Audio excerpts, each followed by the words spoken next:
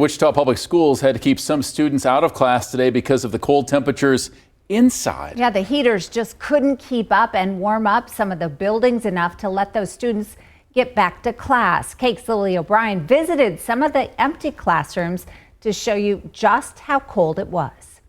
Following this week's winter storm, Wichita Public Schools are back in session, except not for everybody. Despite running the heat overnight, Minnehaha Elementary Principal Cynthia Crispin says several classrooms wouldn't budge past low to mid 50-degree temperatures. When kids are cold, they can't learn. This is why the district canceled another day of class for pre-K students at College Hill and Minnehaha Elementary.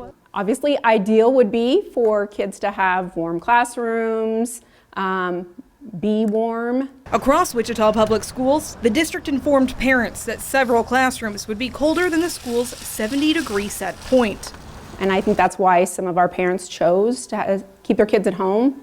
In addition to the pre-K absences, Crispin says about 40% of the student body did not attend. Those absences are excused. Wichita Public Schools claims the buildings are simply too old and average at about 60 years. Luke Newman, director of facilities, says the heating systems in schools reiterates this. The age of our systems and really the age of our buildings and just some of the infrastructure, the building enclosure, the leaks that we have, poor installation on our exterior walls and some of our roofs has just really made it an uphill battle. Because of conferences, President's Day, and snow days, Friday's school session was the first day back since last week. For pre-K students and other students who stay home, coming back to school next week means over 1 week without stepping foot in a school building. We take a great deal of pride in what we do. Ultimately, the goal is to have kids in schools. While Minnehaha is not a named building in the first step of the WPS master plan, Newman says it could still see benefits from freed up capital funds.